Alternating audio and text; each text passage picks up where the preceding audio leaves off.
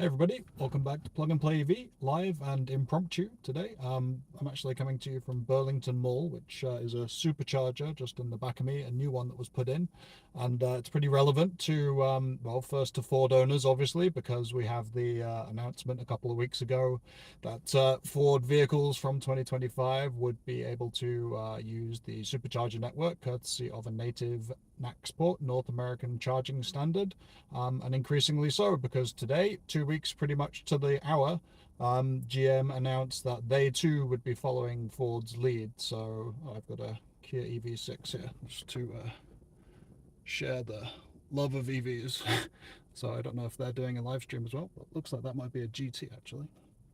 Anyhow, so the news was pretty much the same from GM. They will, from 2024, be taking the route of Ford and getting an adapter for the vehicles that are produced that will allow 2024 vehicles and presumably earlier vehicles to use the supercharger network, which includes around 12,000 plus superchargers at the time of recording, and who knows how many by the time we get to 2024. And then from 2025, again, the big piece of it, which is less of a shock now that Ford has kind of led with that 2 weeks ago, but now GM vehicles as well, which includes things like the presumably, hopefully, $30,000 plus Equinox EV, the Silverado EV, all of those Ultium-based platform EVs that we had assumed would be CCS are now going to be from 2025 NACS, so North American Charging Standard port, coming native in the vehicle. So pretty big news. I mean, that is, we had thought when we had the Ford announcement that really kind of stirs things up. Will Ford be the only one going out on a limb who will follow? A lot of people thought it wouldn't take long for another major automaker to jump in, but maybe thought that it would be like a Kia Hyundai or a Volvo, somebody who wasn't so invested in kind of the US market and maybe some of the charging programs as GM has been. But nope, it is the American automakers that are doing this and pushing it forward. So first Ford 2 weeks ago, now General Motors, and it's kind of hard to see honestly how the this kind of that genie doesn't go back in the bottle, right? This is now the North American Charging Standard actually becoming that standard that it isn't in engineering terms, but kind of is as more and more of these automakers who are all in on EVs and really moving things forward start to become CCS, move away from CCS and move to the NACS port. So I'm going to try and keep up with comments here, but I don't have the best setup. So as I see them pop up, who's next after GM? Good question. I didn't actually think it would be GM, to be honest. I thought they might try and be a bit more stubborn and drag their heels. Same as VW. Sounds like, from the comments at the ID Buzz event last week that they were still gonna, double down on CCS. I thought GM might do the same. Absolutely not. Completely the opposite way and going Ford's route instead. So Kia Hyundai would be an interesting one. The 800-volt architecture. I'm sitting in a Hyundai Ioniq 5, as regular viewers will know.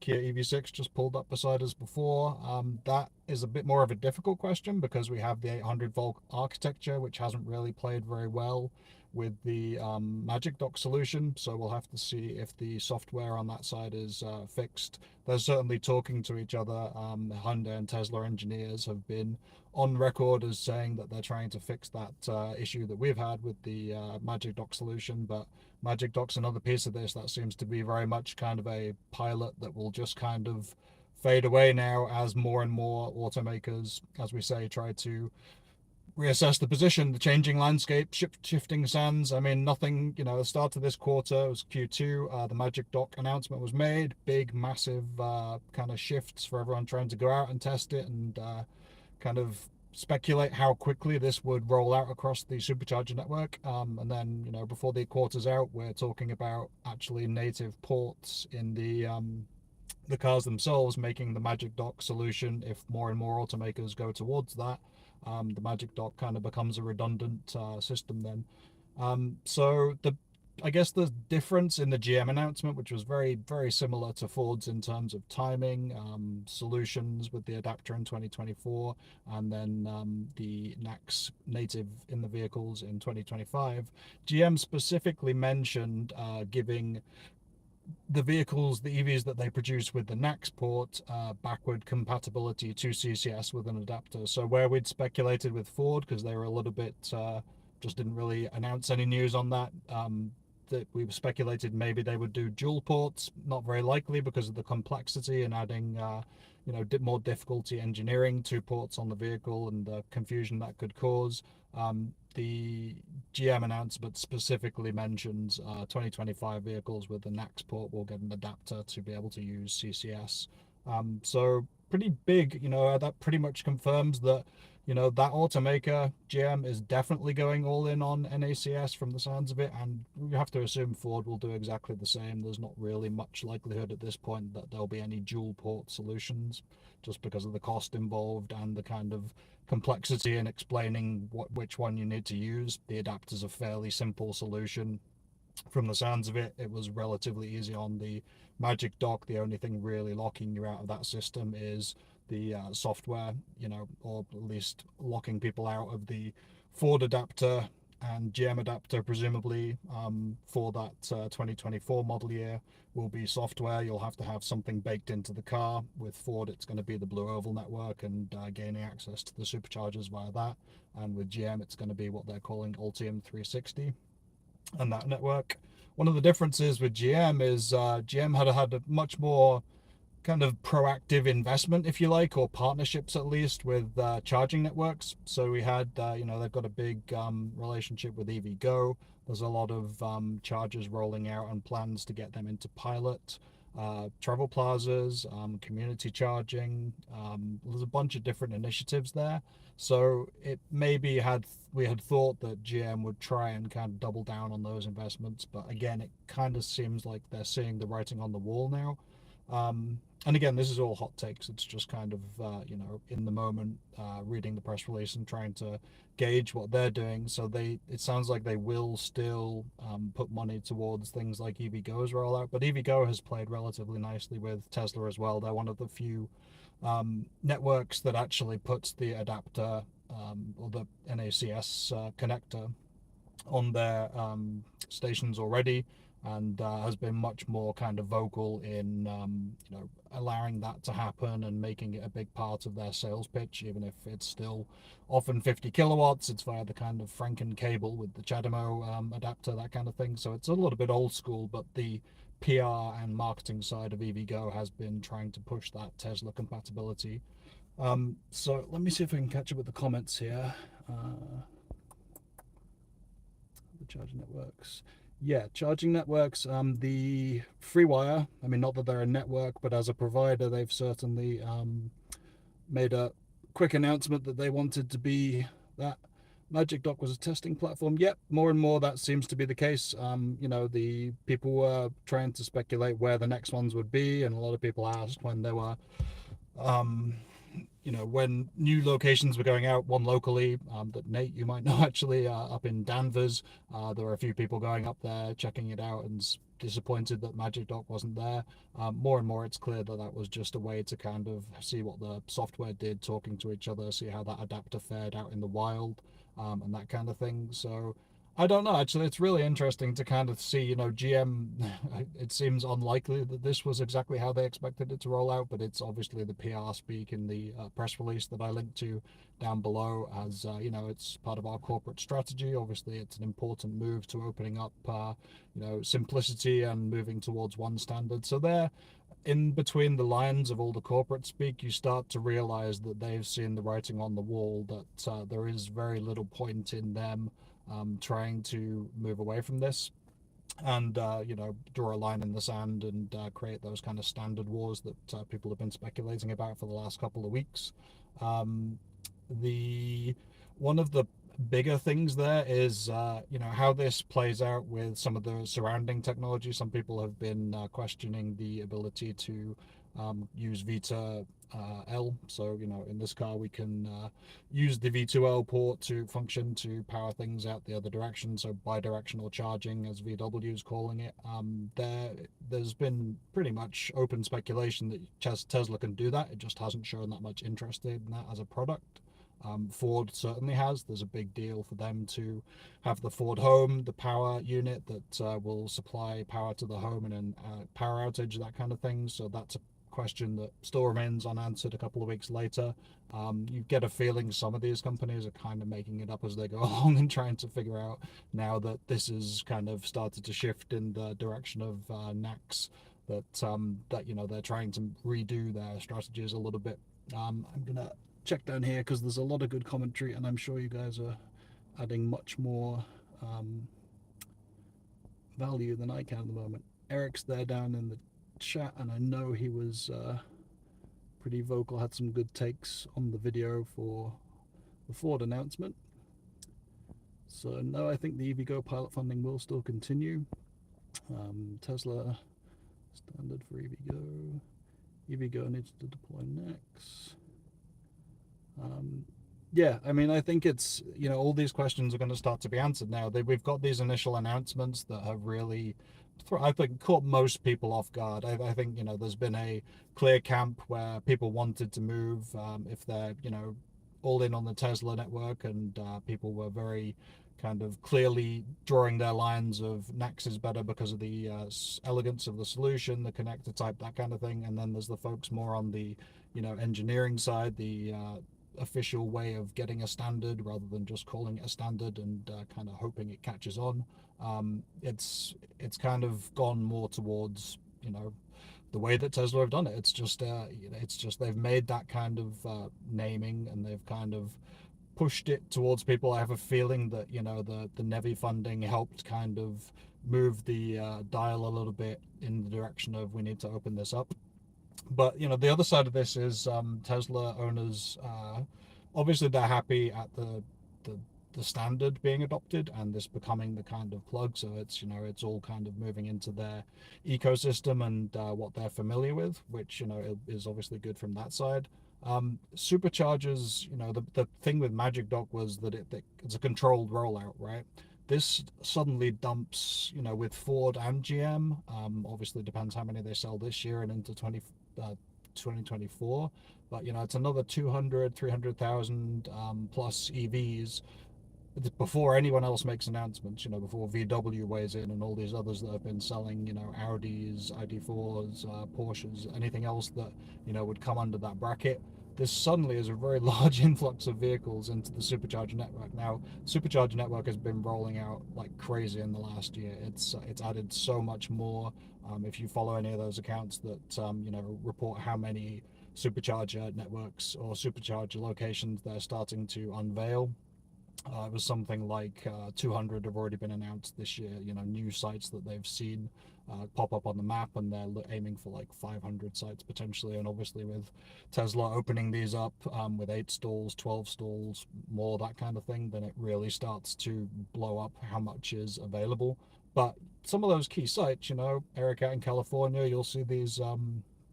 Eric News Coolum channel, I'm sure everyone knows, but just to be clear who I'm talking about, you'll see those out in California. You'll see them very busy at times, and I've seen it. We get notifications from my in-laws who are in Ohio, much less dense population, but of EV drivers, but certainly high use superchargers, only charge to 80%, slower charging, because all that kind of stuff makes you think, where is the balancing here? Someone's gonna, at some point, this is going to get very, very big influx into the supercharger network in markets that are increasingly adopting EVs. So Magic Dock was a way to see visibly, kind of where that was going to happen. And obviously now we know that's just a pilot and just kind of proofing of concept. But, they're not going to be able to stop, presumably, we hope, a bunch of EVs that suddenly get this adapter, and GM owners, Ford owners, and whoever else announces between now and the end of 2023, all those EVs rushing to the supercharger network, and that must be a concern for for Tesla owners. I would think somewhere in there. It's obviously very good to see this kind of, opening up of a network that a lot of people had kind of looked at before and said that would be an ideal way to increase EV adoption and help travel.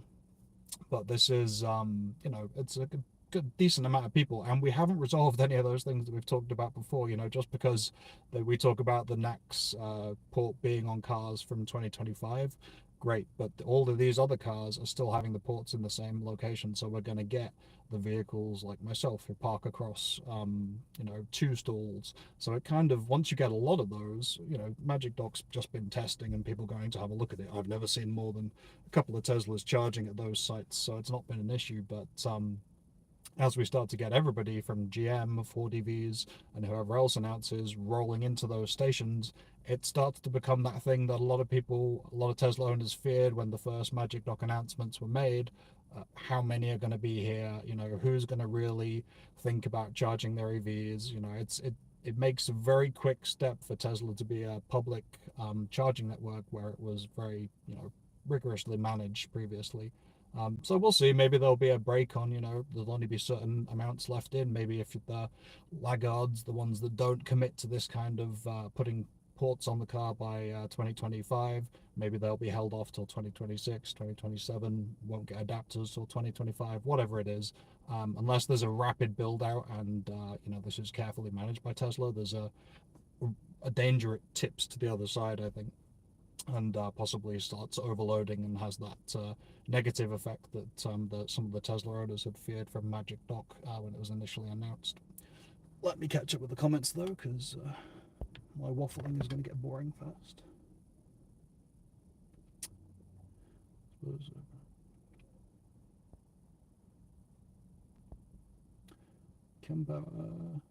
Yeah, I mean the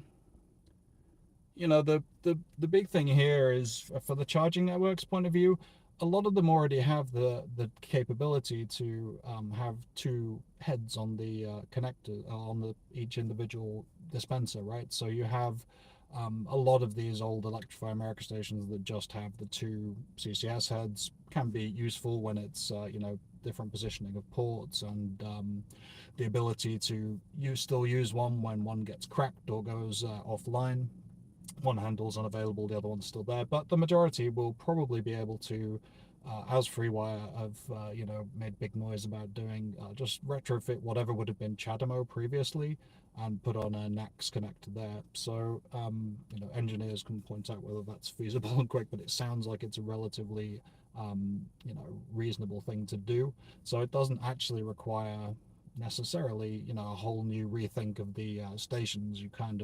You have the NACS on one, you have the CCS to serve the hundreds of thousands of EVs that are out there right now with CCS or more, and that kind of provides a transition to that. But for Electrify America, this there's a lot of people dancing on their grave at the moment. I think that's premature, but they have started to put in all these single connector units, their latest and greatest for the sites that they're renovating across the country right now, possibly here at Burlington Mall. Actually, that's getting done next week. For anyone who's local, this will be offline for a little bit, the Electrify America at Burlington Mall in Massachusetts, because they're going to rip out the old stuff and put in new stuff. So we'll see if it's this new Signet Gen 4 that's gone in at places like Chicopee that we've looked at before. But those ones are only a single cable, right? So those and the BTC power, that's just one cable with a CCS head. So you start to think, well, they've got to manage that now as well. But most of them seem to have the two heads and two cables on each dispenser. So that's probably going to be a possibility to retrofit those to NACS. I'm not going to keep this too long because we're at 8 and I didn't want to go too late here. Just wanted to try and gather everyone's takes. And let's see. Eric says GM's announcements that they will offer adapters for their model year 2024 CCS. Don't mention anything about pre-2024. That's right. I would assume that will be available. I just don't know if it is going to be something we have to buy. I can't recall if the Ford announcement in the end was to send everybody an adapter, or if they were going to have to buy them when the older model years. I know 2024 was obviously going to get it. It does kind of prove that. It's another one piece that I wanted to make a video on, but obviously we haven't had that long between these two announcements. This is proves how easy it really has been to open up the supercharger network all along, right? We have the Magic Dock solution, which shows that an adapter is there, it can be put in, and it's software locked. Now we have confirmation, because these two major automakers that have had EVs out there for a time now are going to get backward compatible adapters to use the supercharger network. So the remaining piece is software and just Tesla allowing this to be the case. So there's a video to be made and a discussion to be had there on why this wasn't more quickly done, why it was, if they were in here for this grand EV mission and adoption was the biggest factor, why that wasn't something that was just put out around the same time as Tesla had the adapter for CCS, so they could use that as a backup. This is something that I would strongly suggest has been possible for a good while, and these announcements are really just proving it. Obviously the software side needs to be in play. We've got GM touting the Ultium 360 side of their EV charging software, and Ford touting the Blue Oval network and the Ford Pass system, neither of which I've used, but which are essentially combining all of these available charging locations and hopefully making the car the hub. Because again, the Tesla stations as they are right now don't qualify, don't meet a lot of qualifications for things like California's. It needs to have a screen, the payment processing via card, all that kind of stuff. That all of these things that were hallmarks of not being at Tesla superchargers, they're still going to need to be rectified, or the rules need to be changed, and it's not necessarily going to be easy for everybody to do that. As Eric says, do we go back and how do we get that into a Bolt EV that's not got the Ultium software, that kind of thing? And there's plenty of those out there. So there's a lot of questions to be answered. I really just wanted this to be kind of a placeholder, because making another video on the same topic is it's kind of tough in the moment. So live stream worked pretty well. I hope it was at least thought-provoking. I know I didn't give any answers really, but I'm sure the comments down here have a whole bunch of useful stuff. So I'll sign off now, because it's getting late and I'm going to run out of light myself. We can have a look. Let's see what we've got around us. There's that EV6 rolling away. That's a Ford F-150 Lightning parked up in the background there. The supercharger as it stands has a Model X, Model S, and a Model 3. So this one would be a good place for me to go and plug in, but at the moment there's not too much activity here. But thanks for watching. This is just ad hoc again. I appreciate it. I'll go through the comments and answer anything I can. If you haven't already, if you're new to the channel, hit subscribe so that we can give you notifications when these things go live again. And let's see, if I need to make a follow-up video because everybody has had such good discussion, I will make sure I do that. Thanks again for watching. Have a good evening. Cheers.